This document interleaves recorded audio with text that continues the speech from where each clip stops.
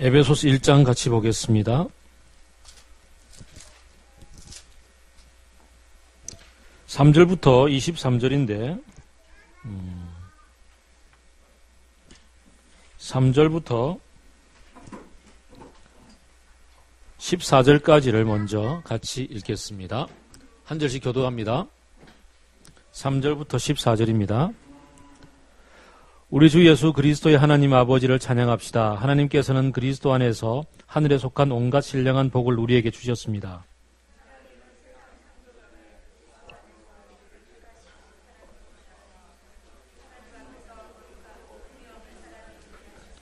하나님은 하나님의 기뻐하시는 뜻을 따라서 예수 그리스도를 통하여 우리를 하나님의 자녀로 삼으시기로 예정하신 것입니다.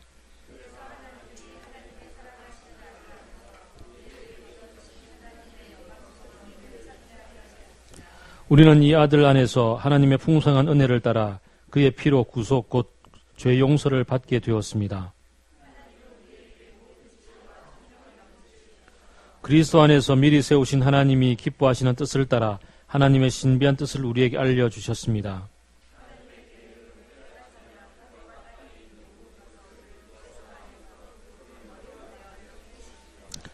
하나님은 그리스도 안에서 우리를 상속자로 삼으셨습니다. 이것은 모든 것을 자기의 원하시는 뜻대로 행하시는 분의 계획에 따라 미리 정해진 일입니다.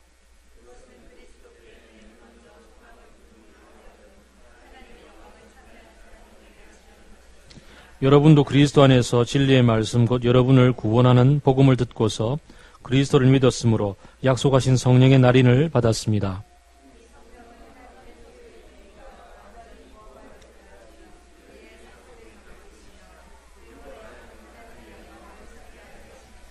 아멘. 9절과 10절을 다 같이 한 번 더 읽겠습니다. 9절, 10절 시작. 미리 세우신 하나님이 기뻐하시는 뜻을 따라 하나님의 신비한 뜻을 우리에게 알려주셨습니다. 하나님의 계획은 때가 차면 하늘과 땅에 있는 모든 것을 그리스도 안에서 그분을 머리로 하여 통일시키는 것입니다. 아멘. 볼륨 조금만 올려주세요. 지난주에 함께 나눴던 말씀이 아마 여러분들에게 신선한 도전과 충격이 어쩌면 되었을 겁니다. 그리고 꽤 어려웠던 말씀이었을 겁니다. 그래서 오늘은 지난주의 말씀을 반복하며 좀 더 심화해서 하나님 나라의 그림들을 다 같이 더 그려가는 그런 방법으로 말씀을 함께 나누고자 합니다. 강의안을 가지고 따라오시면 제일 좋겠습니다. 강의안은 오늘 장장 16페이지입니다. 4층에서도 강의안을 가지러 내려와 주시면 좋겠습니다.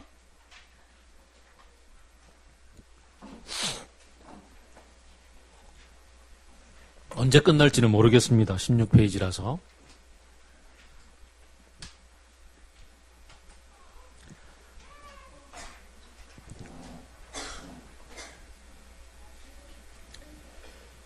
우리가 예수를 믿으면서 가장 심각하게 도전받는 질문 중에 하나가 죽음 이후에 무엇이 있을까라는 문제이죠.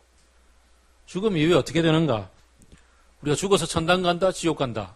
지난주에도 함께 말씀드렸던 것처럼 세종대왕도 죽으면 지옥 갑니까? 라는 낸시랭의 그 신학 펀치가 우리에게 아주 경종을 주었습니다. 또 우리는 사도신경 예배 시작할 때 분명히 같이 고백을 합니다. 몸이 다시 사는 것을 믿습니다. 몸이 다시 살아서 뭐 하죠? 우리가 늘 고백하지만 몸이 다시 살아서 뭘 하기를 원합니까? 여러분은 진정으로? 그런 생각 해보셨습니까? 평소에 내 몸이 다시 사는 것을 믿습니다 고백을 하는데 몸이 다시 살아서 뭐 하지? 뭐 그때 일은 그때 일이니까 가봐야 알겠지만 뭐 하지에 대한 개념이 별로 없는 게 평소에 우리들의 모습인 것 같습니다. 그리고 그냥 생활 속에 툭 던지면 나오는 얘기가 죽어서 천당 간다라는 것이 우리의 예수 믿는 가장 궁극적인 이유일 때가 참 많은 것이 사실입니다. 그런가? 라는 문제가 우리에게 던져지는 거죠. 우리의 영혼이 과연 지옥 천당을 얘기할 만큼 영원히 사는 존재인가? 육체는 썩어지고 없어지는데 몸은 썩어지는데 반해서 영혼은 계속적으로 존재하는 것인가? 그래서 예수 믿지 않으면 지옥불에서 영원토록 아뜨거 그러면서 살아야 되는 존재인가? 아닌가? 뭐 이런 것들, 이런 질문들이 우리에게 여전히 숙제로 남아있는 것은 사실입니다. 지난주에 아마 많이 해결들을 하셨을 텐데 또 생활 속으로 돌아가면 여전히 반복하죠. 우리가 10년 동안 예배 드림에 대해서 많이 강조해 왔음에도 불구하고 우리는 여전히 그냥 생활 속에서 툭 던져지면 예배의 핵심은 설교라고 생각하고 설교 이전에만 교회에 도착하면 예배 드리는데 늦지 않았다고 생각하는 것하고 비슷할지도 모르겠습니다. 우리가 예배 가운데 찬양을 드림에도 불구하고 우리는 여전히 익숙한 문화생활 속에서 찬양 끝나고 나면 이제 예배를 드린다고 생각하고 예배를 준비하는 준비 찬양 이런 생각을 할 때가 많은 것하고 비슷할지도 모르겠습니다. 어쨌든 우리는 이 죽음 이후의 문제가 사실 우리가 살아가고 있는 현재의 문제들을 그대로 얘기해주고 있다는 사실들 때문에 죽음 이후의 문제부터 사실 출발하는 것이 좋을 것 같습니다. 죽음 이후를 다룸에 있어서 우리에게 가장 중요한 모델은 그 어떤 것도 아니고 플라톤도 아니고 혹은 염라대 왕도 아니고 예수 그리스도죠. 예수님이 죽음 이후에 부활하셨다는 거죠. 부활하셔서 승천하셨고 다시 오신다는 거죠. 예수님의 모습을 좇아서 우리가 어떤 모습으로 앞으로 살아가게 될 것인가, 펼쳐질 것인가에 대한 그림을 가져가게 되는 겁니다. 우선 우리가 지난주에도 함께 다루었듯이 죽어서 가는 곳에 대한 얘기를 좀 다루어야 됩니다. 이 페이지입니다.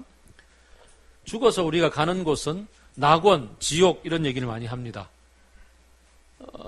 한편 강도, 예수님 십자가 바로 옆에 있던 강도에게 주님 그날에 나를 생각해 주세요라고 얘기했을 때에 오늘 너는 나와 함께 낙원에 있으리라라고 얘기했던 건 낙원이 무엇인가? 물론 이제 오늘 너는 나와 함께 영락공원에 묻힐 것이다 이런 얘기일 수도 있는데 어쨌든 그 낙원이 뭔가 지난주에서 계속 설렁하죠. 거기 적혀있는 대로 같이 읽어봅시다. 동그라미 1번 시작.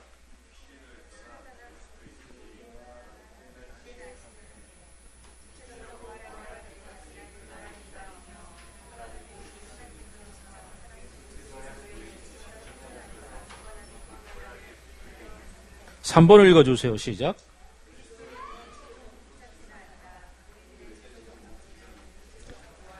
우리가 육체를 떠나서 영혼이 소멸되지 않고 예수 그리스도를 믿음으로 하나님 안에서 누리게 되는 복된 하나님과의 직접적인 교제의 시간들이 낙원이라고 충분히 예상해 볼 수가 있습니다.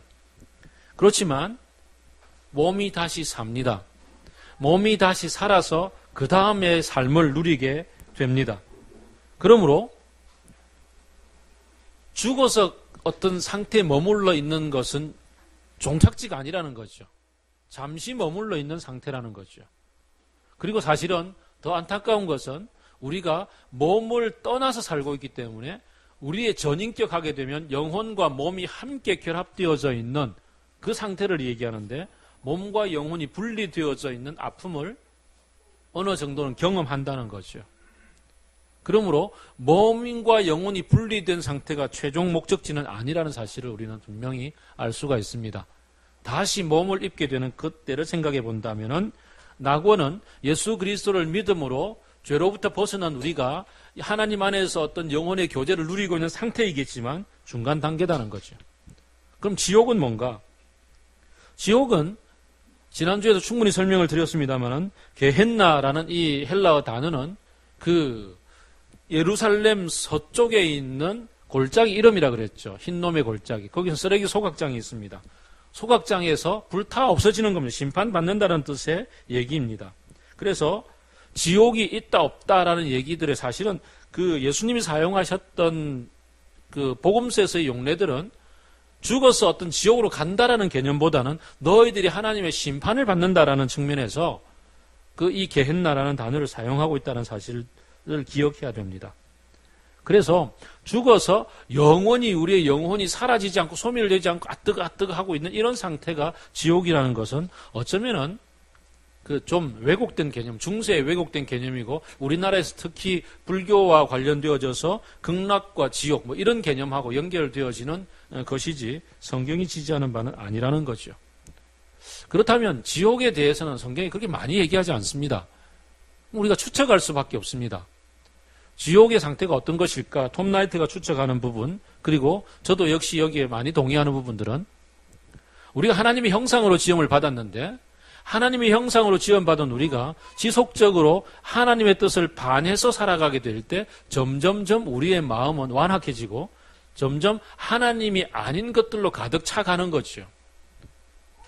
그러면 그 삶을 쭉 가다 보면 하나님의 형상이 점점점 소멸되어진 채 더 이상 하나님의 형상으로서 인간이라 할 수 없는 상태가 되어버리는 것.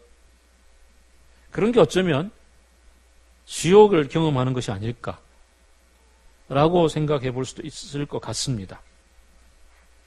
어쨌든 낙원과 지옥은 우리의 최종 목적지가 아니고 성경이 말하는 부분이 아니라는 겁니다. 물론 악에 대한 최후의 심판이 존재합니다. 최후의 심판이 존재를 하고 이 최후의 심판은 몸이 다시 사는 그 순간 이후에 펼쳐질 얘기입니다. 그러므로 죽어서 가는 어떤 곳으로만 국한시킬 수 없다라는 것들을 기억해야 합니다.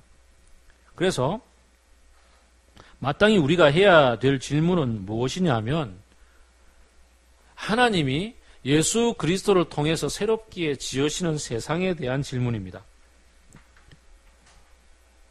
천국은 우리말로 풀면 하나님의 나라인데 하나님의 나라는 우리가 죽어서 가는 그곳이 아니라 예수님이 우리의 몸을 다시 부활시키심으로 말미암아서 부활 이후에 펼쳐지게 되는 그 다음 세계죠. 죽음 그 너머에 펼쳐지는 얘기가 천국의 얘기입니다. 우리가 다시 만나게 되는 천국입니다. 우리가 다시 만나는 하나님의 나라는 예수님이 다시 재림하셔서 우리의 몸을 부활시키셔서 펼쳐내게 되는 그 얘기가 천국의 얘기라는 거죠. 그러면 우리가 해야 될 질문은 3페이지에 하나님의 재창조, 다시 주님이 내려오셔서 새롭게 이 땅을 만드시고 하나님의 나라를 펼쳐내는 모습은 어떻게 이루어질 것인가이지 우리가 죽어서 천당 갑니까 지옥 갑니까 라는 질문이 아니라는 거죠. 여기까지가 지난주에 함께 드렸던 말씀입니다. 핵심입니다. 그러면 우리가 기다리고 있는 세상은 어떤 것일까? 하나님의 재창조는 어떻게 펼쳐질 것인가에 대한 얘기를 해보아야 됩니다.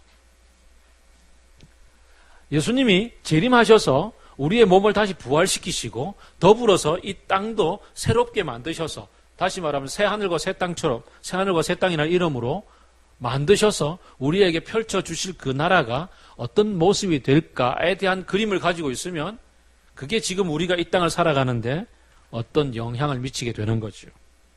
그래서 이제 D번 이 세상이 기다리고 있는 것에 대한 얘기를 이제 공부를 해보게 됩니다. 이 세상이 기다리고 있는 것에 대한 얘기를 우리는 오늘 읽었던 본문에서 볼 수 있습니다. 에베소서 1장 9절 10절입니다. 예수 그리스도를 믿음으로 예수 그리스도의 백성된 우리들에게 하나님은 하나님의 신비한 뜻을 주셨다, 보여주셨다라고 얘기합니다. 그 하나님의 계획을 알려주셨다고 얘기합니다. 하나님의 계획이 뭔가요? 10절 다 같이 읽어봅시다. 시작.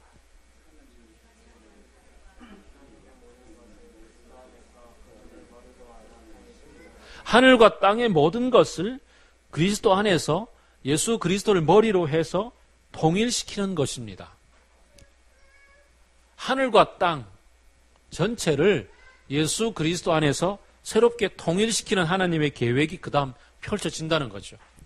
그것을 우리가 하나님 우리에게 가르쳐 주셨다고 얘기합니다. 성경은 그것을 얘기하고 있습니다. 첫째, 하늘과 땅에 대해서부터 묵상을 해야 됩니다. 하늘과 땅. 우선 하나님이 창조하셨습니다. 창세기 1장 보시기에 심히 좋았더라. 창조물이 선합니다. 창조물은 하나님이 만드셨고 하나님이 선한 기운을 하나님의 뜻을 불어넣었기 때문에 선합니다.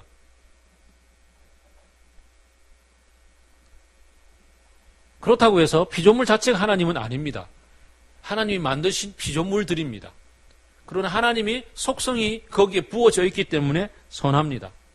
그런데 이것이 그 로마서 8장이 얘기하는 것처럼 악에 굴복하고 그래서 허무한 데 굴복하여서 지금 왜곡되고 삐뚤어졌다라고 이야기를 합니다. 현재 우리가 살아가면서 만나는 이 세상, 이제 우리가 만나고 있는 이 피조물 전체의 얘기는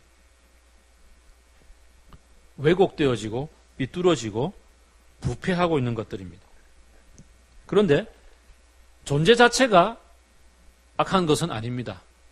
우리가 죄의 근본에 대해서 얘기했듯이 우리가 하나님을 거절하고 우리가 스스로 왕이 되겠다고 선언하는 그 순간부터 그 모든 피조물들을 다스리라고 위임했던 인간이 그 모든 피조물들을 왜곡하고 자기중심적으로 다스리기 시작하면서부터 질서가 왜곡되어졌습니다. 삐뚤어졌습니다. 그러나 악 자체, 그러니까 피조물 전체가 그 존재 자체가 악해진 것은 아닙니다. 왜곡되어진 거죠. 부패할 수밖에 없고 변화무쌍합니다. 낙엽처럼 썩어집니다. 그리고 생로병사가 존재합니다. 그러나 그러한 리듬 자체가 또한 악은 아닙니다. 창조는 선합니다. 모든 피조물들은 하나님이 만드시기에 보시기에 심히 좋았더라. 선한 것들입니다. 그러나 그것은 지금 왜곡되고 어느 정도의 제한성을 갖고 있습니다. 이 제한성을 가지고 있다는 것은 변화무쌍하다는 얘기고 생로병사를 경험하다는 것이고 이것은 주님이 다시 어느 날 영원성을 다시 부어주시며 하나님의 그 형상, 하나님이 창조의 선함을 회복시켜 주시는 그 날을 바라보고 있다라고 할 수가 있습니다.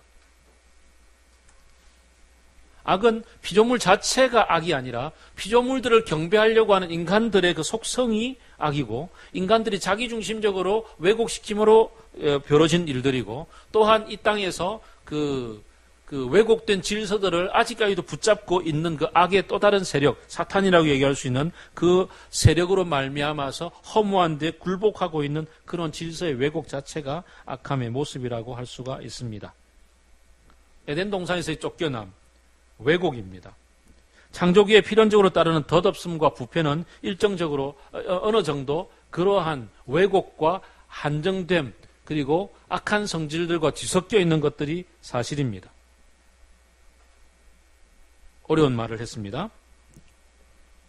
정리하면 이렇습니다. 우리가 만나고 있는 이 세상의 모든 것들이 보시기에 심히 좋았더라의 그 선한 영역들에 속합니다.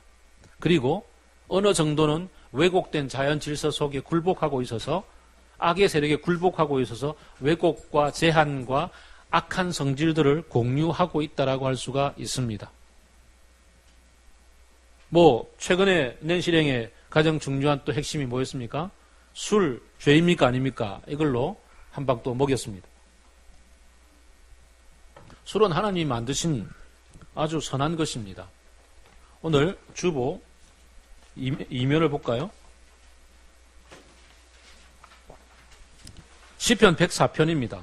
맨 마지막 구절을 볼까요?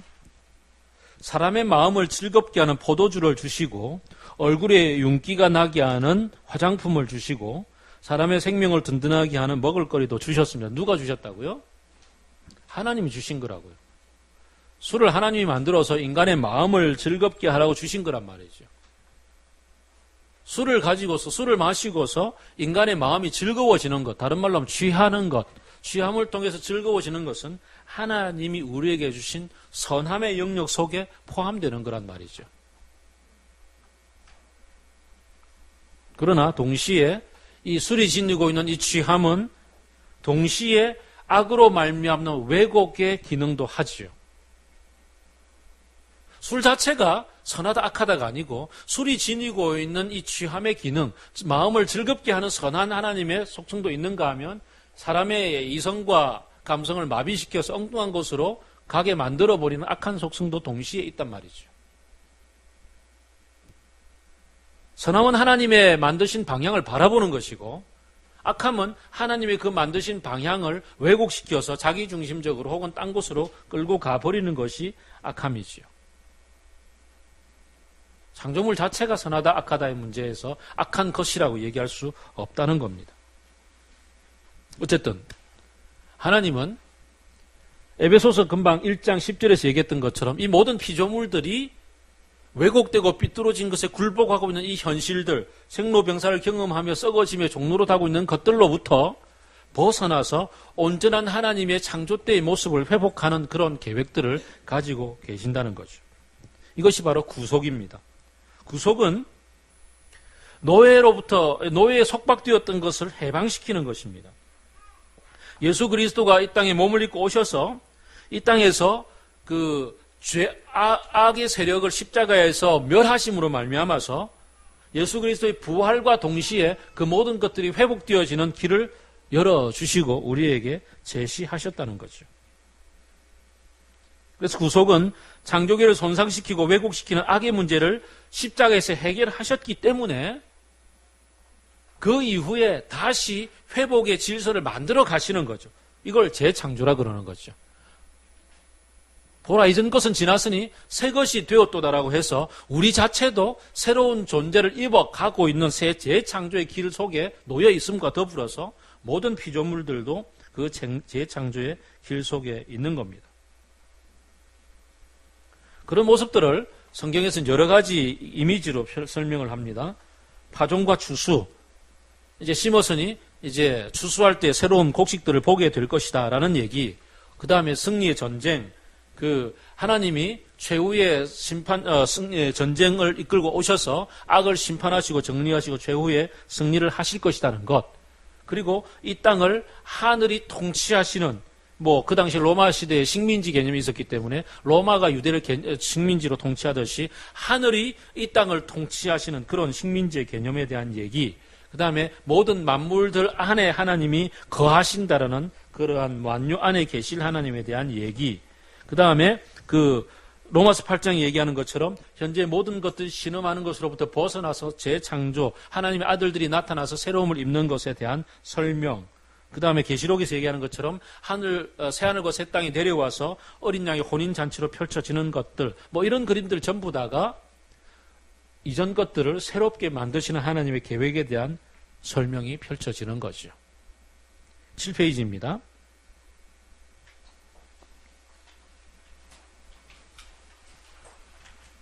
그 다음에 기독교의 교리 가운데 아주 중요한 몇 가지 교리가 있는데 예수님이 십자가에 죽으셔서 죄를 정리하셨다는 것, 부활하셨다는 것. 고린도전서 15장에 의하면 예수님이 부활하셨기 때문에 우리 또한 그를 본받아서 부활할 것을 믿는다라는 이 개념의 핵심인 예수님이 부활하셨다는 것. 근데 그 예수님이 부활하셔서 승천하셨단 말이죠. 하늘로 올라가셨단 말이에요. 그리고 다시 오신다고 말씀을 하셨단 말이에요. 이건 어떻게 이 새로운 창조 질서 속에 새로운 이 하나님의 계획 가운데 어디쯤 차지하고 있는가에 대한 얘기를 우리가 묵상을 하는 거죠. 올라가셨습니다. 하늘로 올라가셨습니다. 이 땅을 떠나서 하늘로 가셨다. 안 보인다. 가버렸다. 그러므로 우리는 이제 하늘은 스스로 돕는 자를 돕는다. 이미 가셨으니 내가 열심히 노력하면 노력하는 것들에 대해서 하늘은 보응해 줄 거다라는 이상한 논리들이 생깁니다. 그런데 하늘과 땅에 대한 새로운 개념들을 가져야 이런 왜곡에 빠지지 않는다라고 생각해 볼 수가 있습니다. 동그라미 1번. 하늘과 땅은 같은 시공간의 연속체 속에 공간적으로 두 개의 다른 장소가 아니다. 물질세계, 영혼세계 이런 것이 아니다. 땅, 하늘, 저 높은 우주의 천국을 만들고 이런 것이 아니다. 공간이라고 부르는 것은 되게 어렵습니다. 이 말이. 공간이라고 부르는 것의 두 가지 종류, 물질이라고 부르는 것의 두 가지 종류, 시간이라고 부르는 것의 두 가지 종류, 이런 얘기를 합니다. 하늘과 땅, 좀 오히려 더 새로운 개념으로 설명합시다. 땅은 우리가 발 딛고 있는 개념입니다. 발 딛고 사는 이 개념들에 하늘이 접하고 있습니다.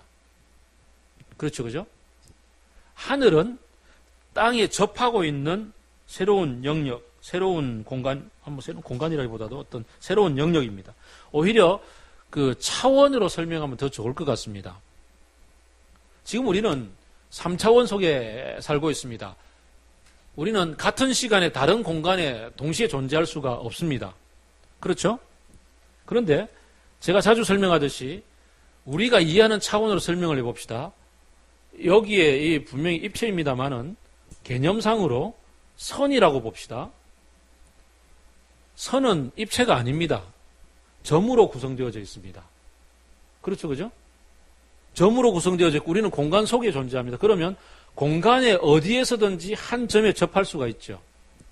그리고 동시에 모든 점을 다 접할 수가 있죠. 입체가 아니니까. 점으로 이루어진 선이니까. 개념상으로 이해가 됐죠? 그죠? 그것처럼 3차원이 넘어서는 차원 속에서는 3차원의 어디에서든 어느 시간에든 동시에 접할 수가 있는 거죠. 그래서 하나님은 그 아브라함의 하나님이었고 이삭의 하나님이었는데 지금 야곱 너의 하나님이다라고 얘기하지 않고 아브라함의 하나님이고 이삭의 하나님이고 야곱의 하나님이다라고 현재 시제로 쓰는 거죠.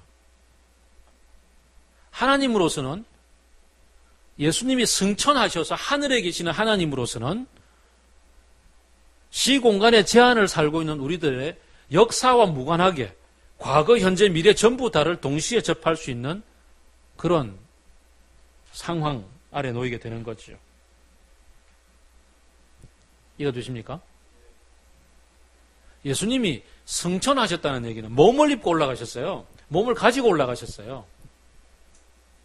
몸을 버리고 올라간 게 아니고 몸 지닌 채로 올라가셨고 그 올라가신 승천하셨다는 얘기는 그 하늘이 땅과 접하듯이 예수님이 지금 어느 곳에 살고 있든지 모든 이들 속에 지구에 접하고 있는 모든 이들에게 다스리시고 통치하고 접할 수 있는 그런 상황이 되었다라고 얘기를 합니다. 과거, 현재, 미래 전체를 통괄해서 예수님은 접하시며 통치하시고 다스리신다 라는 개념에 대한 이해라고 볼 수가 있습니다.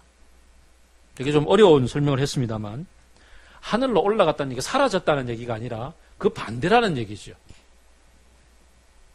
예수님이 사라지셨다가 아니라 예수님이 몸을 입으신 예수님이 지금 현재 우리 속에 과거, 현재, 미래 지금 지구상에 여기 미국 중국 전부 통틀어서 동시에 그 예수님이 각자 모두에게 그리고 우리 모두를 아울러서 통치하시고 접하시고 다스리시고 임하신단 말이죠. 이게 하늘로 올라갔다라는 개념입니다.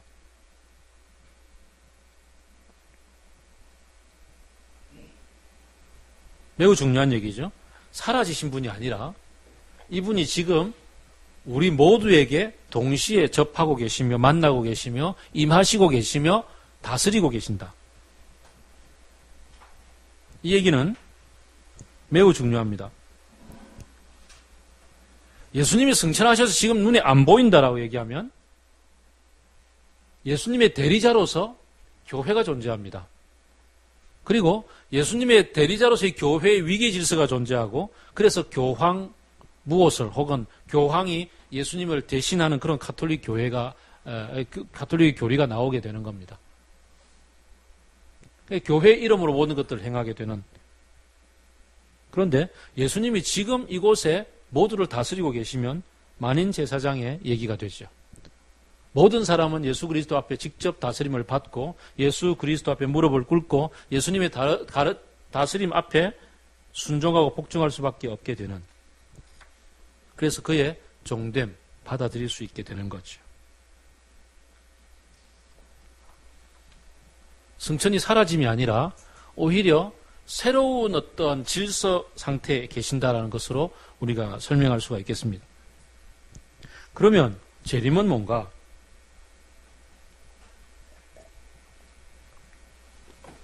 사라지신 분이 다시 나타나는 게 이전 개념에서의 재림이었습니다. 그래서 우리가 뭐 빵빠레 올리면 올라가고 만나고 또 데리고 또 어디 가고 뭐 저 높은 우주에 뭐 만든 천국을 우리 데리고 간 휴거 666 뭐 이런 것들이 얘기가 되어지는 개념들이 그래서 나옵니다. 그런데 재림이 다른 측면에서의 설명으로서 이해가 되어져야 됩니다. 9페이지입니다. 헬라어로서 파루시아라고 얘기되어지는 것은 오심, 다시 오심 이 얘기는 그 고위직에 있던 사람이 속국을 방문할 때 사용하는 말이다. 이렇게 이제 설명을 하죠. 로얄 프레전스, 왕이 오셨다 이 말이죠. 왕이 나타났다라는 얘기.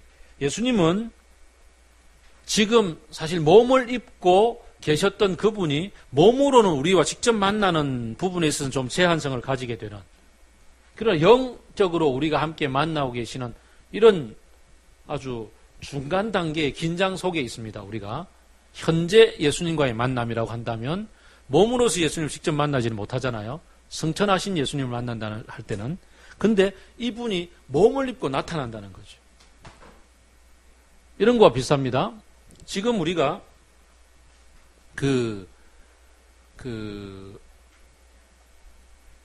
뭐 이런 것을 영연방 국가 이런 거 생각해 볼까요?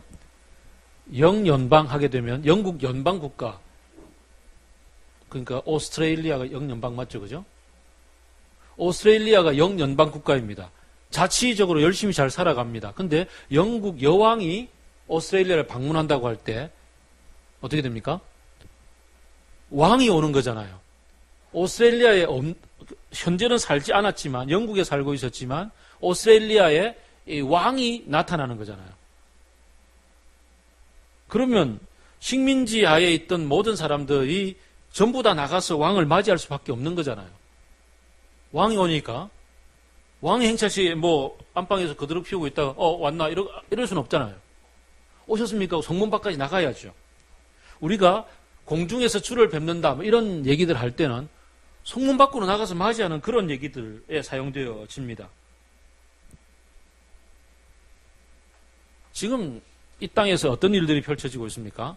우리는 예수님을 만나고 있고 그 예수님이 이 땅을 다스리고 있다는 사실을 믿고 고백하고 실제로 그대로 살아갑니다.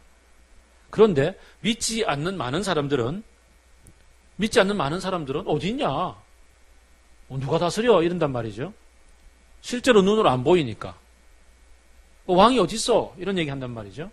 우리가 왕이지. 근데 거기 앞에 왕이 모습을 드러내면 내가 여기 있다. 네가 뭐 없다고 그랬냐? 이러면서 나타나는 거죠. 이럴 때 엄청난 긴장이 펼쳐지는 것. 그리고 그 왕은 오셔서 어떻게 하죠? 네가 나 없다 그랬단 말이지. 그럼 뭐 이제 정리하자 이러면서 심판하시는 거죠. 그래서 그 양과 염소의 비유, 알곡과 죽정이 비유 이런 것들이 다 가능해집니다. 어쨌든 예수님이 다시 오시는 것은 오셔서 뭐 하기 위해서 오시느냐 하면 심판하기 위해서 오는 거죠. 지금 예수님은 승천하셔서 다시 말하면 땅 전체를 다스리시고 계시지만 지금 이 다스림에 복종하지 않는 사람들이 존재한단 말이죠. 그래서 이들을 정리하고 그리고는 이 땅을 그날 완전히 새롭게 바꾸어 주신 어떤 일들을 하게 되는 거죠. 그러면 왜 이 예수님이 그때 부활하셔서 바로 정리하시지 않고 다스리시고 계시지만 다시 오셔서 정리할 때까지 이 긴장된 시간들을 주시느냐에 대한 질문을 해볼 필요가 있죠. 적어도 약 2000년 정도에 걸치는 이 세월 동안 예수님은 다시 오시지 않았거든요. 초대교회 성도들은 예수님이 당신들이 살아있는 동안에 오실 줄 알았어요. 근데 그 기간이 지금까지 길어졌다고요. 왜 그럴까? 사실은 어쩌면 하나님은 더 많은 사람들이 돌아오도록, 더 많은 사람들이 예수님 안에 그 다스림을 인정하고 예수님의 하나님의 나라의 백성으로서 돌아올 때까지 기다리시는지도 모르죠. 그 기다림의 세월 때문에 2000년이라는 시간이 더 흘렀는지도 모릅니다. 그 기간 동안에 이 땅에 하나님의 백성으로 살아가는 사람들의 모습, 그 복된 모습들을 통해서 많은 사람들이 돌아와서 더 이상 하나님께서 어떻게 한 영혼이라도 더 건져 한 사람 한 사람이라도 더 백성으로서 살아가도록 하기 위한 그런 시간이라고 성경은 얘기를 합니다. 그런데 어쨌든 왜 길어지는지 그리고 언제까지인지는 잘 모르겠습니다. 하지만 예수님은 오셔서 심판을 하십니다. 그리고 그때 모든 만물들은 그의 발 앞에 무릎을 꿇을 수밖에 없게 됩니다. 변명도 소용없고 모든 것들이 환히 드러나서 그분의 심판 앞에 드러나게 될 터인데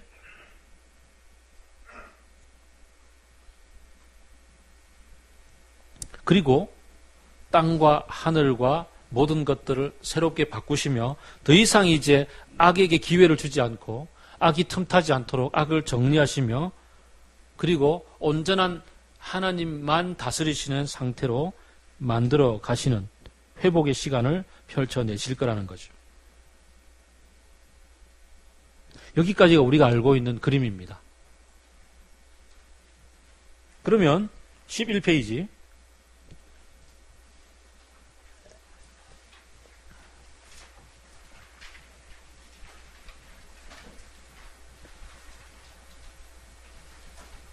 우리는 지금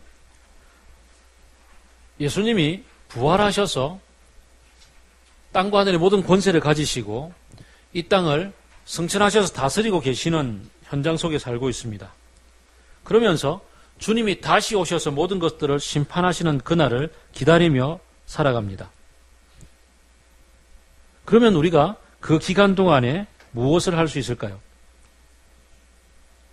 교회와 성도들은 하나님의 나라를 살아가며 하나님의 나라의 질서대로 생각하고 행동하고 일하고 살아가지만 내가 하나님의 나라를 건설해야겠다, 내 힘으로 이루겠다라는 생각을 할 필요가 없다는 거죠. 주님이 다시 오셔서 하실 일이기 때문에 내 책임은 아니라는 거죠. 내가 엄청난 압박감 속에서 내가 이루어야지 이런 것도 아니라는 거죠. 단지 현실들 속에서 주님의 질서를 따라서 살아가기만 하면 되는 거죠. 이 얘기는 두 가지를 말합니다. 내가 하지 않아도 된다. 자유롭습니다. 책임감으로부터 벗어납니다. 두 번째는 그럼에도 불구하고 나는 이 땅에 펼쳐지고 있는 왜곡과 질서들, 그 왜곡된 질서들과 억압과 죄에 대해서 하나님의 법과 하나님의 마음과 하나님의 뜻을 가지고서 할 말은 하고 살아야 되겠다. 왜? 다시 오시는 천국이 저 높은 우주에 이 지구를 멸망시키고 그곳으로 데리고 가는 것이 아니라 이 땅을 새롭게 하시고 이 땅을 바꾸어서 이 땅에서 새 하늘과 새 땅을 살아가도록 만들어주시는 하나님의 나라라고 한다면 지금 우리는 그 삶을 사는 것이고 동시에 그 삶의 모습대로 이 땅이 살아가도록 도전하고 목소리를 내며 살아가게 만드는 것이죠. 그런 의미에서 우리는 구원을 다시 생각해 봐야 됩니다. 구원은 사후천국행이 아니라면 새하늘과 새 땅에서 새 생명으로 태어나는 것이라면 우리는 앞으로 올 것을 예견하면서 지금 여기에서 그 구원을 누리고 살아가야 한다는 거죠.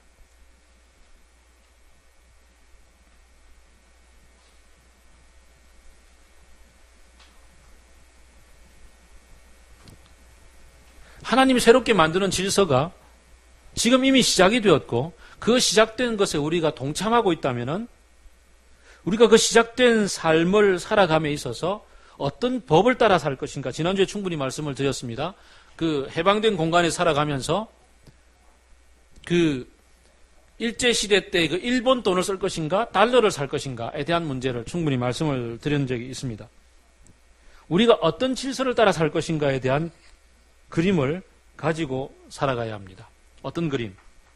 지금부터 구원을 받은 사람답게 하나님 나라의 질서, 하나님 나라의 월칙, 하나님 나라의 정신을 가지고 살아가는 길을 뚜벅뚜벅 걸어가자는 거죠. 그것이 영원히 남을 거라는 거죠. 그렇지 않은 것들은 타서 없어져 버릴 것이라고 지난주에 말씀을 드렸습니다. 하나님 나라를 위해서 우리가 어떤 하나님 나라를 살아간다는 게 뭘까요? 12페이지. 창세기 1장에서 우리를 하나님의 형상으로 만드시며 땅에 있는 모든 것들을 우리에게 주시며 땅을 다스려라 라고 하나님이 말씀하셨던 것을 기억할 겁니다. 하나님 나라를 하나님이 다스림과 동시에 하나님의 형상으로 회복된 우리들이 그 땅을 다스리도록 위임해 주십니다. 그래서 하나님이 이루어 가시는 하나님의 나라를 우리가 하나님의 원리에 따라서 다스리는 삶을 살아야 합니다. 하나님의 새로운 세상의 일부가 될 것들을 우리가 내다보고 다시 오실 그 하나님께서 완성하실 그 그림, 그 질서들을, 그 계획들을 알고 그 계획대로 지금 이 땅에서 뚜벅뚜벅뚜벅 살아가는 겁니다. 13페이지 어떤 것들이 있을까요? 예를 들어서 모든 사랑과 감사와 친절한 행위, 하나님의 사랑으로부터 영감받고 하나님의 창조를 즐거워하면서 만든 모든 예술, 장애인들의 재활과 활동을 돕는 모든 시간과 노력, 자연과 동식물들을 돌보는 데 드리는 노력, 기도, 성령의 인도를 받는 가르침, 예배, 복음 전파, 교회를 세우는 것들, 이 모든 것들이 하나님의 부활의 능력을 체험하면서 하나님이 다시 오셔서 이루실 그날을 바라보면서 살아가는 하나님의 선교, 하나님의 이야기인 거죠. 이 일들은 결코 헛되지 않습니다. 우리가 성령 안에서 행하는 일들은 결코 낭비가 되지 않습니다. 어떤 것들이 이어져 갈까요? 거기에서 예를 들어봅니다. 바흐의 음악들은 완성될 하나님의 나라에서도 아마 충분히 이어져 갈 것이다. 누군가 그런 얘기를 했습니다. 모차르트의 음악을 완성되는 천국에서 다시 들을 수 없다면 그곳은 아마 천국이 아닐 것이다. 참 의미가 있는 얘기입니다. 마틴 루터가 얘기했습니다. 하나님의 나라가 구체적으로 어떻게 임할지를 아는 사람은 올바른 반응으로서 지금 가서 나무를 한 그루 심어야 된다. 아마존에서 다 잘라가지고 어떤 집 짓고 가구 만들고 이런 데 쓰는 것이 아니라 나무를 한 그루 심을 것이라. 우리는 나무를 심은 사람이라는 아주 참 감동적인 애니메이션을 잘 압니다. 그가 한 사람이 침묵 가운데서 30년을 살아가면서 황폐화되었던 프랑스의 프로방스 지방을 도토리나무, 상수리나무 심어가면서 하루에 10개, 20개 꼬박꼬박 심어갔던 그것이 30년 했더니 지금 우리나라의 휴전선 비무장지대만큼이나 넓은 그런 엄청난 밀림이 생겼던 것을 보게 됩니다. 가난한 사람들을 위한 정의가 구현되도록 우리의 일이 새로운 세상에서 어떤 이미지로 이어질지를 거려가면서 그 정의와 기쁨과 희망이 예수님이 부활하신 그 첫날에 이미 시작된다는 것을 알고서 차근차근 실행해 가는 겁니다.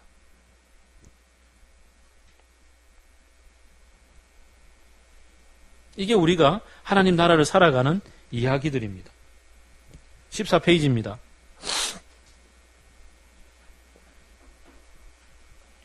정의가 뭘까요? 정의는 창세기로부터 계시록에 이르기까지 하나님이 당신의 뜻대로 세상을 바로잡아가는 과정 전체를 이끌어서 정의라고 얘기할 수가 있습니다. 정의는 하나님의 뜻을 가지고서 하나님이 왜곡된 이 세상의 질서를 하나님 뜻으로 바로잡아가는 과정. 예수님이 이미 부활을 통해서 십자가를 통해서 악을 정복하셨고 부활을 통해서 영광스럽게 시작하셨고 그리고 지금 실천해 가시며 다스리는 동시에 마지막 날 완성하실 그 뜻을 펼쳐내는 겁니다. 사람들 중에서 어떤 사람들은 이 세상은 썩어 없어질 것이니까 마음대로 그냥 불 지르고 마음대로 그냥 착취하고 마음대로 다 살자. 그러고 나면 옮기면 되지 라고 화전민 생각을 가진 사람들이 있습니다. 그건 화전민 신앙입니다. 그건 아닙니다. 어떤 사람들은 예수님이 다시 오셔서 완성하실 그 나라의 모습들은 버려버리고 지금 이 땅에서 펼쳐지는 우리가 해야 될 거라고 우리가 이루어야 될 거라고 생각하며 사회복음 속으로 매달려 가기도 합니다. 그것이 아닙니다. 하나님 나라를 위해서 하나님 나라를 살아가면서 우리가 해야 될 것들은 하나하나 바라보면 이런 겁니다. 지금 자본주의 사회가 펼쳐내고 있는 수많은 경제적인 불균형들, 제3세계가 엄청나게 짊어지고 있는 그 부채들, 사실 아프리카에 엄청나게 많은 이 에이즈의 문제를 해결하기 위해서 지금 선진국이 만들어 놓은 에이즈 치료제만 하면 지금 동시에 다 해결된다고 얘기를 하지만, 그러나 이 다국적 제약 회사들이 자기들의 돈을 벌기 위해서 다 풀지 않고 에이즈는 계속 창궐하도록 냅두고, 에이즈가 있어야 돈을 버니까, 에이즈가 만연해야 계속 이 약을 파니까, 그래서 묶어두면서 공급하지 않고 차근차근 조금씩 풀고 있는 이런 현실들을 바라볼 때, 우리가 지금 남북전쟁 시절의 그 노예제도를 바라보면 얼마나 가슴을 치고 통탄하겠습니까? 약 70년 전에 나치가 했던 일들을 본다면 우리가 얼마나 경악을 합니까? 그런 것처럼 후대의 역사 속에서 현재 우리가 이런 지역의 경제 불균형과 그 다음에 지금 우리가 누리고 있는 이 커피 문화들 속에 얼마나 수많은 그 이디오피아와 기타 제3세계의 그 저임금, 그 다음에 장시간 노동 속에 노동 착취 속에 시달리고 있는 그런 사람들을 바라보면서도 여전히 배불리고 있는 현재 우리들의 모습, 저 자신도 예외일 수 없는 이마트나 혹은 뭐이죠? 롯데마트 이런 큰 이 유통업체들이 그 중소기업들을 쥐어짜서 그 아주 그 마진도 남지 아예 손해보는 그런 납품을 하라고 강요하는, 그래서 우리들에게 싸게 판매하는 그 자기 자사 상품들, 이런 것들에 대해서 우리가 침묵하고 있을 때 후대 사람들은 우리를 뭐라고 그러겠습니까? 여전히 우리가 70년 전에 예전에 그 남북 전쟁 때 노예 해방에 대해서 침묵하고 살았던 그 수많은 백인들의 그 예배 현장들을 기억하는 것처럼 오늘날 우리들의 예배 현장들을 그렇게 바라보지 않겠습니까? 우리가 하나님 나라를 살아가는 사람이라면 하나님이 주신 원리를 쫓아서 하나님의 이 정의를 이루고자 하는 그 마음을 쫓아서 살아가는 거죠. 할 만큼 하면서. 윌리엄 윌버포스가 영국에서 노예를 해방시켰던 아주 중요한 인물입니다. 그가 그 크레팜 운동이라고 해서 주일학교 마음 맞는 형제들이 함께 모여서 말씀을 공부하고 기도하다가 그가 법조인으로서 상원 의원으로서 귀족으로서 영국에서 할 수 있는 자기가 입법 행위를 할 수 있는 것 가운데 가장 중요한 것은 노예를 해방시키는 법을 만드는 것이구나 라고 깨닫고 그의 평생의 사업으로 이 얘기를 하고 또 했습니다. 사람들이 기독권을 포기하지 않으니까 법안을 제출하면 기각되고 제출하면 기각되고 제출하면 기각되는 일들을 평생 했습니다. 결국은 죽기 얼마 직전에야 비로소 이 노예 해방 법안이 통과가 되었습니다. 영국 정부가 보유하고 있는 그 노예에 해당되는 만큼의 이렇게 지불금들을 그 변상해주는 조건으로 이렇게 풀었습니다. 그럼에도 불구하고 그가 했던 일들은 중요합니다.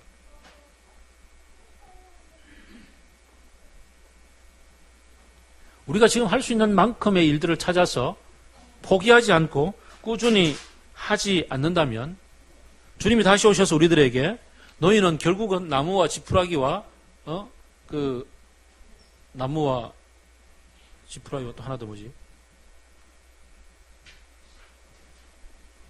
고린도전서 3장에 나오는 하여간 나무와 지푸라기로 집을 짓고 말았구나. 너희들이 지었던 집은 내 불로서 그냥 태워버리면 끝이구나. 하나님의 나라, 내가 다스리는 영원한 나라에 이어질 것들이 아무것도 없구나.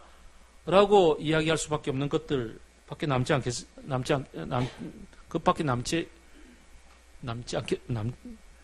그밖에 없지 않겠습니까? 그런 겁니다.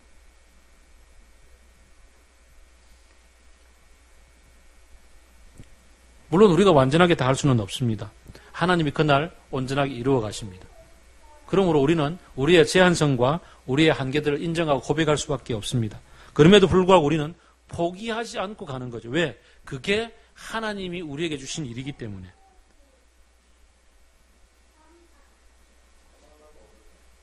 정의가 무엇이라고요? 정의 얘기하면 이 순간에 우리는 전부 다 진보 보수로 나뉘어져 가지고 전라도 경상도 나눠 가지고 그래가지고 또 한나라당 새나라당 뭐 아니면 뭐 민주당 이렇게 나누어서 싸우는 것밖에 안 떠오를지 모르겠습니다. 결코 그것이 아니라는 거죠. 그리스도인이 가야 되는 정의의 길은 하나님이 당신의 뜻을 이루어가는 회복의 역사가 정의라는 사실을 붙잡고 하나님이 만드시는 공동체가 어떤 모습으로 살아갈 것인가, 하나님이 만드신 자연 질서가 어떤 것일 것인가 를 생각하고 그 방향으로 나아가는 것을 말하는 거죠. 그래서 어떤 경우에는 진보주의자들이 바라볼 때는 아주 극보수자인 것처럼 보이는 그런 것도 우리는 서슴없이 얘기할 수 있는 것이고, 이른바 사회적으로 정치적으로 보수주의자라고 얘기하는 사람들이 볼 때 극좌라고 얘기할 수 있는 것도 우리는 서슴없이 행동할 수 있는 이유가 바로 하나님 나라의 질서, 하나님이 회복해 가시는 그 방향, 주님이 완성하실 그 미래의 일들을 바라보기 때문에, 그것이 지금 내 현실 속에 이루어지고 있음을 믿기 때문에 뚜벅뚜벅 그 길을 걸어가는 거죠. 그것 이상 다른 것이 없는 겁니다. 내가 책임질 수 있는 것도 아니고 내가 완전히 이루어야 되는 것도 아니고 그렇다고 다 버려버리고 그냥 내몰라라 하는 것도 아닌, 주님이 나를 하나님의 백성으로 삼아 주셨으니 나는 하나님의 원칙을 따라서 살아가고 있을 따름이다. 끝. 이런 거죠.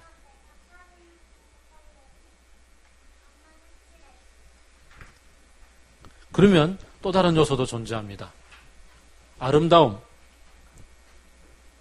아름다움은 정의만큼이나 중요한 하나님의 속성입니다.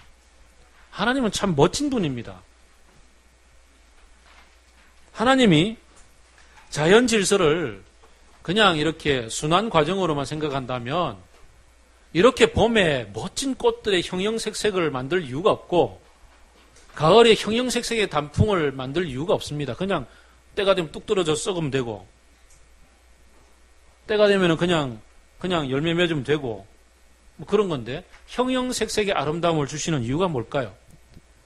하나님이 사랑이라는 아름다움을 표현해 주기 위해서 남자를 잠재우고 남자의 가슴의 가장 중심에 있는 갈비뼈 하나를 취해서 여자를 만들고서 뼈 중에 뼈요 살 중에 살이다라고 고백할 수 있도록 만드는 이 멋진 하나님의 이 유머 감각, 예술 감각을 우리는 볼 수가 있습니다.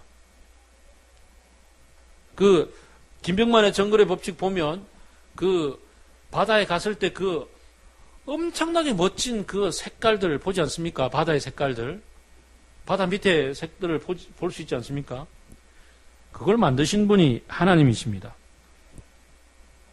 우리에게 그 하나님의 창조성을 부여하셨고 하나님의 형상으로서의 인간이 그 창조하며 살라고 말씀하셨을 때 우리에게 부여되어져 있는 창조성과 상상력은 이루 말할 수가 없다는 거죠. 우리는 하나님이 주신 이 아름다운 상상력을 가지고 하나님의 형상을 좇는 선의 방향으로 마음껏 창조하며 살아갈 수가 있습니다. 우리의 상상력을 반대로 악의 방향으로 그려나갈 수도 있습니다. 어떤 사람들은 창조 세계 속에 악은 전혀 없다라고 생각하며 모든 그냥 그 자연 세계 전체가 그냥 선해지고 한 모습이다라고 생각하며 범신론적인 경향을 가지고 살아가는 사람들도 있는 반면에 악에게만 집중해가지고 악만 바라보고 악의 상상력들을 무한히 키워나가는 그런 사람도 있습니다. 뭐 사실주의 이런 것 얘기하면서 예를 들어서 그 옛날 영화이긴 하지만 그 올드보이 이런 거 있잖아요. 그런 영화는 그리스도인이 만들면 안 됩니다. 왜요? 사실주의라는 이름으로 인간의 마음속에 있는 그 악이라는 것에 집중해가지고 그 악을 그려내면서 가장 잔악한 방법으로 그려내지 않습니까? 그래서 악을 상상할 수 있는 방향 그대로를 그림을 그려내면서 결국은 악을 심고 마는 거죠. 올드보이 영화를 보면서 영혼이 괴롭지 않는 사람은 이미 악에게 잡혀버린 사람입니다. 수많은 음란 비디오를 보면서 그 속에서 남자들이 그냥 헥헥거리고 있으면 이미 그 음란에 사로잡혀버린 겁니다. 바라보는 순간 괴로워서 뛰쳐나와야죠. 바라보는 순간 문을 닫고 뛰쳐나와야죠. 요셉처럼 뛰쳐나와야죠. 이게 하나님의 나라를 살아가는 사람들의 우리의 아름다움을 바라보는, 하나님의 아름다움을 바라보는 그런 마음입니다. 그렇지 않습니까? 악은 그 어떤 모양도 생각하지 말라고요. 그래서 우리의 경건의 연습이 필요한 거죠. 경건의 연습은 금욕이라는 것이 아닙니다. 그 경건은 금욕이 아니라 하나님의 아름다움을 가장 아름답게 바라보고 묵상하고 상상하고 그것을 현실로 펼쳐내는 겁니다. 요즘 영화 가운데 좀 아주 그냥 인상 찌푸리게 만드는 영화 어떤 게 있습니까?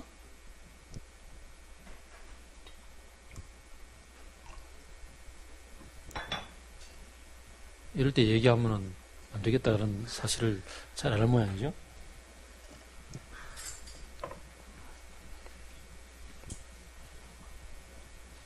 하나님은, 예수님은 그 당신의 죽음 앞에서 마리아가 그 향유를 부어서 자신의 장례를 준비하는 것을 기쁘게 받으셨습니다.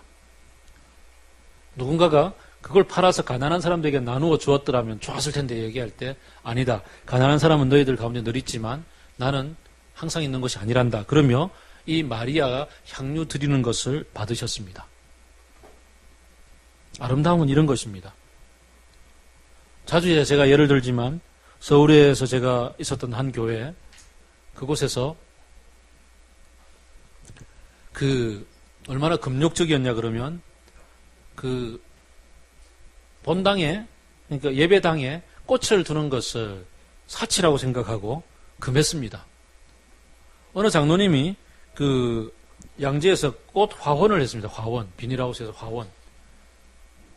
그래서 그 가을에 국화가 너무너무 예쁘게 펴서 이 국화를 아름답다고 들고 와서 교회당을 장식하고 싶었습니다. 마음이 선하지 않습니까? 근데 당회 전체가 반대했습니다. 그래서 그분은 들고 와서 본당 올라가는 계단 옆에만 놨습니다. 만약에 어느 장로님이 그러셨습니다. 만약에 이 국화가 본당 문을 뚫고 본당 안으로 한 발짝 들어오는 순간 당신은 치리받을 겁니다. 어느 권사님이 그림을 잘 그리셨습니다.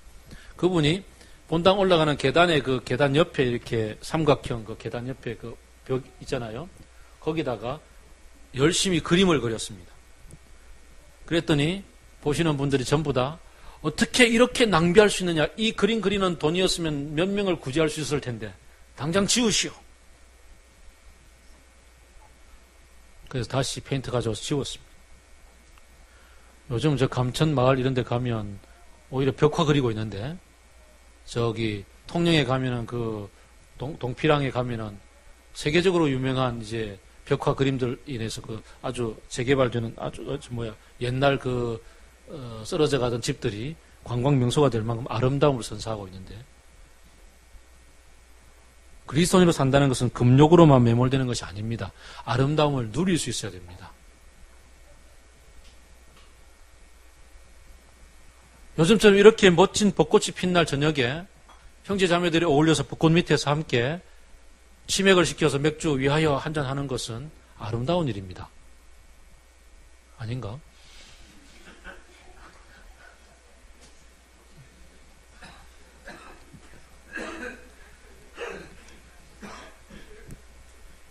벚꽃과 치맥은 안 어울리나? 어쨌든 네? 치킨이 안 어울려요? 안 어울리면 말고. 어쨌든 아름다움을 누릴 수 있어야 됩니다. 예전에 70년대까지 고신교단에서는 여성도들이 머리에 파마하고 오면은 바로 그냥 치리했습니다. 그러면 안 됩니다. 아름다움은 가꾸어야 합니다. 드러낼 수 있어야 됩니다. 자매들이 아름다움을 가꾸시기 바랍니다. 아무도 아멘 안 하네.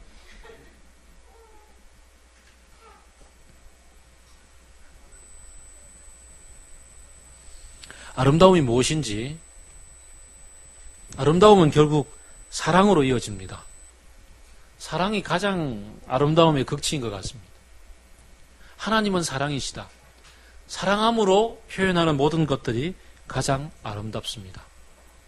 하나님을 사랑하는 마음으로 이웃들을 바라보고, 그리고 자연계들을 바라보고, 삶의 터전들을 바라보면서 마음껏 창조를 누릴 수 있는 그것이 하나님 나라를 살아가는 우리들의 모습입니다. 여기에는 경제적 논리로 비용이 듭니다.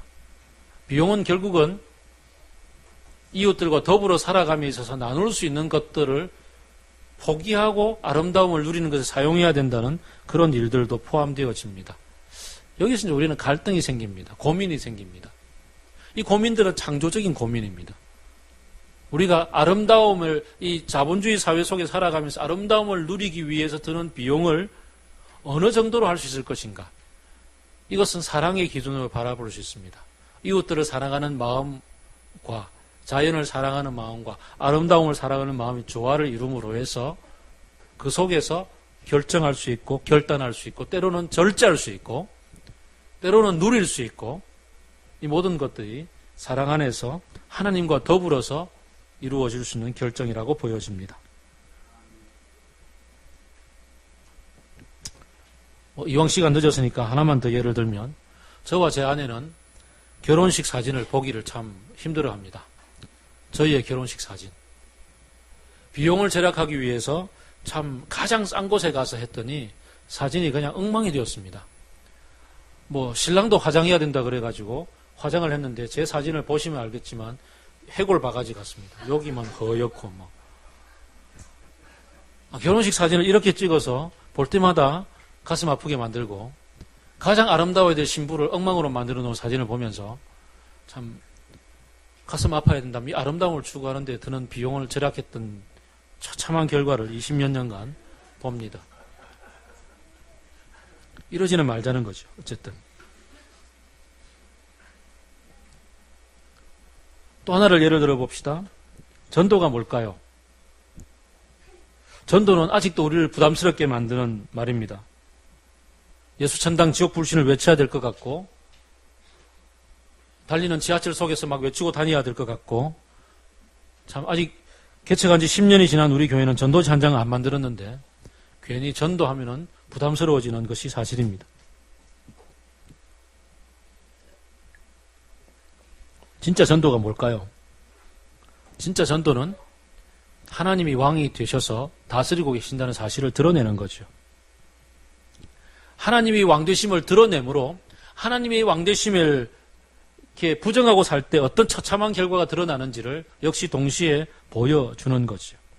그리고 하나님의 왕되심을 따라 사는 사람들의 모습이 얼마나 능력 있게 살아가는지를 보여주는 거죠. 하나님 나라를 살아가면서 우리 자신이 메신저가 되는 거죠. 매체가 메시지입니다. 우리 자체가 메시지 그 자체가 되는 거죠.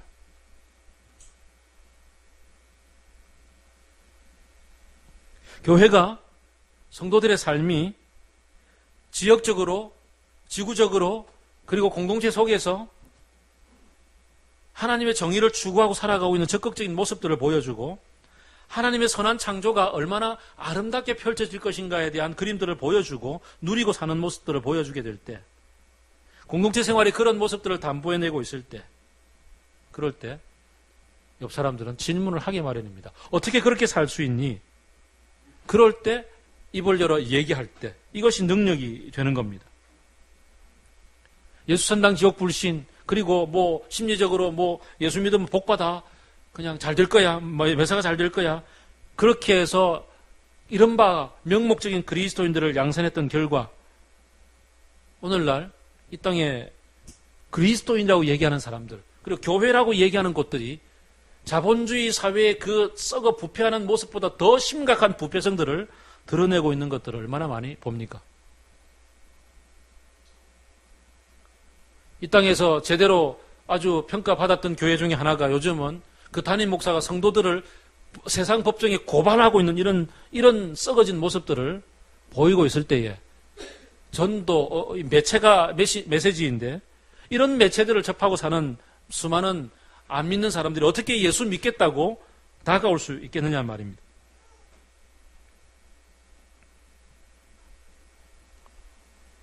오늘날은 오히려 그 마피아와 전쟁들을 제대로 선포하고 그 바티칸 은행을 거기로부터 옮겨서 다른 곳으로 가겠다고 선언하며 스스로 그 교황청의 그 풍성한 궁궐들을 버리고 평사제들과 더불어 같이 잠을 자며 스스로 낮아져서 다른 사제 앞에 무릎 꿇고 그 고해 성사를 하고 있는 교황으로 말미암아서 가톨릭 신자가 되는 숫자가 더 늘어나고 있습니다. 물론 큰 범위에서 본다면 거기도 하나님의 교회요, 하나님을 믿는 백성이니 하나님의 전도가 일어나고 있음에 감사할 일이고, 동시에 개신교 진영 속에서는 그 반대를 살고 있다는 사실 때문에 가슴이 아픕니다. 어떻게 하면 복음 전도가 가능할까요? 사는 것부터 해야죠. 우리들이 하나님의 정의를 이루는 삶을 살아가며 하나님의 사랑을 이루는 삶을 살아가며 하나님의 아름다움을 펼쳐내는 삶을 살아가는, 하나님 나라를 제대로 살아가는 삶을 통해서 가능하죠.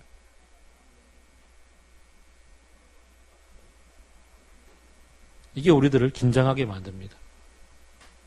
주님이 그날 이루실 것을 알지만 지금 여기서 우리가 그것을 살아가고 있는 삶을 살아야 하기 때문에 그렇습니다. 그래서 바울의 기도가 중요합니다. 1장 17절부터 19절을 다 같이 읽겠습니다. 에베소서 1장 17절부터 19절입니다. 다 같이 시작.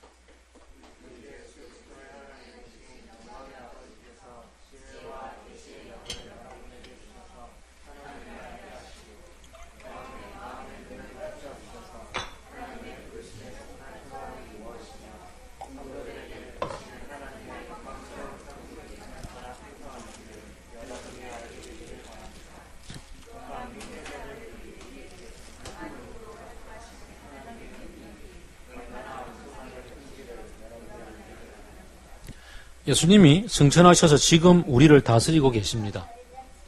그 다스리시는 예수님을 통해서 우리는 하나님을 만납니다. 그 하나님께서 우리의 마음의 눈을 밝혀주셔서, 우리의 영의 눈을 밝혀주셔서 하나님의 부르심에 속한 소망이 무엇인지, 지난주와 이번 주를 통해서 하나님 나라라는 이 원대한, 이 거대한 스케일을 깨닫게 하는 것처럼 하나님께서 매일매일의 우리의 삶에 우리의 마음의 눈을 밝혀주셔서 우리가 그리스도인으로 부름을 받은 이 부르심의 소망이 무엇인지, 우리가 하나님 나라를 살아갈 때 금과 은과 그 보석으로서 집을 지어가는 삶을 살 때 그것이 다시 오실 하나님 나라에서 어떻게 완성된 아름다움으로 드러나게 될지, 그에 대한 소망을 우리가 매일매일 알고 성도들에게 베푸시는 하나님의 영광스러운 그 상속이 얼마나 풍성한지, 우리 성도들에게 하나님께서 부어주시는 그날에 누리게 되는 엄청난 그 영광스러운 모습이 어떤 것인지를 우리가 제대로 알게 될 때 그대로 살지 않겠습니까? 또 믿는 사람들인 우리에게 강한 힘으로 활동하시는 하나님의 능력, 성령께서 우리를 붙잡아 주심으로 버리지 아니하시고 고아처럼 내버려 두시지 아니하시고 하나님 나라를 살아갈 수 있는 능력을 오늘 매일매일 부어주시는 그 능력을 날마다 체험하고 살 때, 그 능력을 경험할 때 얼마나 힘이 되겠습니까? 이 능력을 그리스도 안에서 발휘하셔서 예수 그리스도를 죽은 사람 가운데 살리시고 하늘에 당신 오른편에 앉히셔서 세상을 다스리시는 이 그림을 우리가 보게 될 때 모든 정사와 권세와 능력과 주권 위에 이 세상뿐 아니라 오는 세상까지 다스리시는 그 예수 그리스도, 그분이 머리 되신 교회를 우리에게 주셨다는 사실을 우리가 알게 될 때 거기에 젖어서 살 수 있지 않겠습니까? 그래서 이런 예배가 중요하고 성도들의 교제가 중요하고 함께 말씀을 묵상하는 것이 중요합니다. 눈만 뜨면 달려나가서 살아가는 직장생활 속에서 이 세상이 우리들에게 주고 요구하고 우리들을 가치관 지워 만드는 것들은 네가 최고야. 네가 최고가 되기 위해서는 경쟁해야 돼. 경쟁에서 이겨야 되고 마음껏 짓밟아야 돼. 완전히 밟아 이겨. 승리를 외치세. 이러며 살아가는 것들, 그런 것들을 우리에게 부여합니다. 거기에 대항하기 위해서는 우리의 마음의 눈이 밝아져서 매일매일 순간순간 공동체가 함께 개인적으로 골방에서 길을 가면서 예수 기도하는 가운데 주님이 주시는 소망이 무엇인지, 능력이 무엇인지를 바라보고 거기에 젖어 사는 것, 거기에 오리엔테이션 되어져 사는 거죠. 그럴 때 그대로 살게 됩니다. 그럴 때 바울의 인생의 목표가 무엇인지 우리는 다시 보게 됩니다. 바울은 세상적으로 말하면 이스라엘 사회에서 살아남기 위한 가장 좋은 스펙들을 다 가진 사람이었으나 그 모든 것들을 배설물로 여기고 똥으로 여기고 살아갔다고 얘기합니다. 무엇 때문에? 예수 안에서 발견된 새로운 삶의 목표 때문에. 나는 그리스도 안에서 그리스도 안에 있는 사람으로 인정받기 위해서 이 모든 것들을 배설물로 여깁니다. 내 주 예수 그리스도를 아는 지식이 가장 고귀하기 때문에 다른 것들을 다 버렸습니다. 라고 얘기를 합니다. 나는 내가 바라는 것은 그리스도를 알고 그분의 부활의 능력을 깨닫고, 빌립보서 3장입니다. 그분의 고난에 동참하여서 그분의 죽으심을 본받는 겁니다. 그리하여 나는 어떻게 해서든지 죽은 사람들 가운데 살아나는 부활에 이르고 싶습니다. 어느 목표까지 가고 있습니까? 예수 그리스도를 알고, 사실 우리는 여기까지 많이 강조했습니다. 그 다음에는요, 그분의 부활의 능력을 깨닫고, 죽음을 이기신 예수 그리스도의 부활 이후에 그분이 어떻게 세상을 다스리시고 계시는지를 만나서 그 부활의 능력을 깨닫고, 그 부활에 이르기 위해서 그분의 고난에도 마음껏 동참하며 그의 죽으심 이후에 부활이 있으니 그 죽으심에도 마땅히 이르러 간다고요. 그래서 어떻게 하든지 나는 주님의 그 부활이 내게 이루어지는 그날, 몸이 다시 사는 것, 그리고 영원히 사는 그날에 그 소망을 바라보며 그것을 붙잡기 위해서 오늘도 한 걸음 한 걸음 나아간다고 바울은 얘기합니다. 그리스도인이 되었다는 것은 결코 개인적인 내면적인 만족으로 끝나는 문제가 아니라는 사실을 우리는 오늘 제대로 알게 됩니다. 예수 그리스도인이 되었다는 것은 하나님 나라 백성으로 부름을 받은 이 복음 속에 동참을 했다는 것은 하나님이 이루시고자 하는 그 꿈, 하나님이 땅에 있는 것과 하늘에 있는 것과 이전 것과 올 것과 보이는 것과 보이지 않는 모든 것들을 예수 그리스도 안에서 통일해서 하나님이 창조하실 때 만드셨던 그 아름다움을 회복하게 만드는, 그것을 진행해 나가는 과정 속에 동참하는 것이라는 사실을 알고 내 삶의 현장 속에서 하나님의 정의를 이루고 사랑을 이루고 아름다움을 펼쳐내며 그 가운데 하나님의 백성을 불러 모으는 그 전도자의 일들을 감당해 나가는, 거기에 우리가 부름받아서 살아간다는 것을 기억합시다. 그럼 우리가 어떤 자세로 살아야 될지가 보입니다. 그 자세를 붙잡고 기도합시다. 먼저 기도할 것은 에베소서 1장 바울의 기도를 같이 한 목소리로 드립시다. 1장 17절부터 19절입니다. 천천히 또박또박.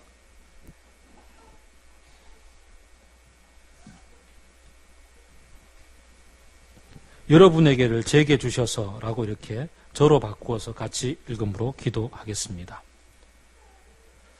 우리 주 예수 그리스도의 하나님이신 영광의 아버지께서 지혜와 계시의 영을 저에게 주셔서 하나님을 알게 하시고 제 마음의 눈을 밝혀주셔서 하나님의 부르심에 속한 소망이 무엇이며 성도들에게 베푸시는 하나님의 영광스러운 상속이 얼마나 풍성한지를 제가 알게 되기를 바랍니다. 또 믿는 사람들인 우리에게 강한 힘으로 활동하시는 하나님의 능력이 얼마나 엄청나게 큰지를 제가 알기를 바랍니다. 아멘. 같이 기도하겠습니다.